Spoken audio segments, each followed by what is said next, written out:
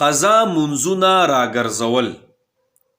آیا د قضا منځونو سره به زه سنت کومه او که نه کومه، یعنی د سنتو قضا به کومه او که نه کومه. یو دا خبره.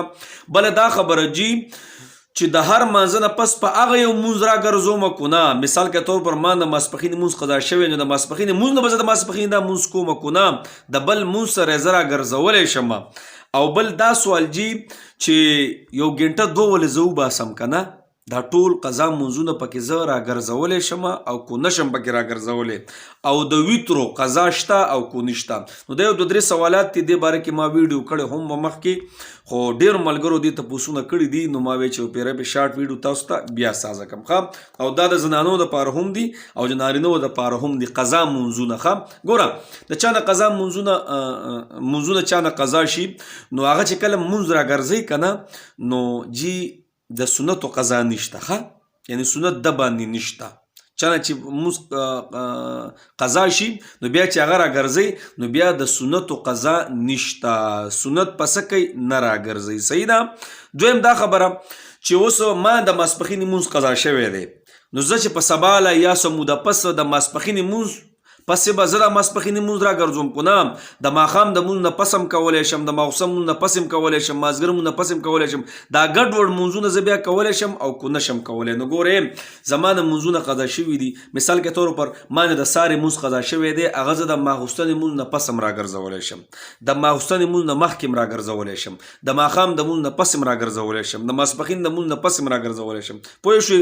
داسې د ماسپښین مونځ قضا شوی دی، د ماښام مونځ نه پس راګرځولی شم، د مازدیګر قضا شوی دی، د ماسپښین مونځ نه پس راګرځولی شم، هر ټایم کې راګرځولی شي ښه. پوه شوئ؟ یعنی دا نشته چې د ماښام د مونځ نه پس په صرف د ماښامې مونځ راګرځئ، نورو نشي راګرځولی. یا د ماخوستن چې کوم مونځ تا نه قضا شوی دی هغه به بل ماخوستن نه د مونځ نه پس راګرځئ، نه نه نه ښه.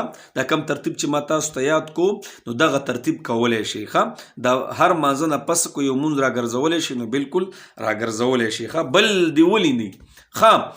او دریم دا خبره به وي چې اوس ما سره یو ګنټه مې ولویسته د قضا منځونو له. مثال کې طور پر د ماخوستن مونځ نه پس ما سره یو ګنټه ده، یا په ورځ کې داسې ما سره یو ګنټه وخت ما سره پاتې کېږي.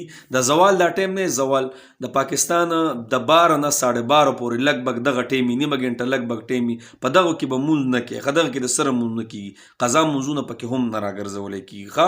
نور دغې نه علاوه منځونه راګرځولی شي. اوس ما سره یاره جي ما سره یو ګنټه ټایم دی، ما ګنټه ټایم ویستو د قضا منځونو له، نو آیا زه پکې ټول راګرځولی شم که نه، څه ترتیب به کوم؟ نو ګورې ما سره اوس ټایم دی، نو زه پکې څه کولی شم؟ زه پکې یو ګنټه ټایم مې ولې ویستو. مثال کې طور پر د ماسپښین مونځ نه پس مې ولې یو ګنټه ټایم ویستو، د ماښام مونځ نه پس را سره ټایم دی، ماخوستن مونځ نه پس را سره ټایم دی، ټایمونه را سره شته، یو ګنټه مې ولې ویسته او په هغې کې زما څومره مونځونه ما نه قضا شوي که نه هغه مې پکې راقت کړه او کوم پکې لس شل منځونه په ګنټه نیمه کې کوم او بیا په سبا بیا بله ورځ بیا بله ورځ. نو داسې هم کولی شي ښه، داسې منځونه راګرځولی شي. صحیح ده. او بله ویتر، نو ویتر جي واجب دی، واجب ښه واجب دی. د ویترو قضا به هم راګرځي، څنګه چې د فرایضو قضا راګرځي، څنګه چې فرض راګرځي داسې به ویتر هم راګرځي. په خبره پوه شوئ؟ نو خبرې ډېرې او سر یو. بیا درته یو پیره آسان ویمې د چا چې څومره منځونه قضا شوي دي صرف فرض به راګرځي ښه، سنتو قضا نشته. دویمه دا خبره که یو ګنټه دې ولویسته ورځ کې یا شپه کې ګنټه دوه درې چې څومره تا سره ټایمي او ټول منځونه به کې قضا راټولې او راګرځولی شي پکې. صحیح ده. او بله دا خبره چې د ماسپښین مونځ نه پس د مازدیګر هغه هم قضا راګرځولی شي، د مازدیګر مونځ نه پس د سهار هغه هم راګرځولی شي، د ماښام مونځ نه پس د ماخوستن هغه هم راګرځولی شي، ګډوډې هم راګرځولی شي ښه. صحیح ده. دا وختي مونځ سره بل مونځ هم راګرځولی شي. او بله دا خبره جي چې ویتر نه دي، د ویترو قضا به هم راګرځي. پوه شوې په خبره؟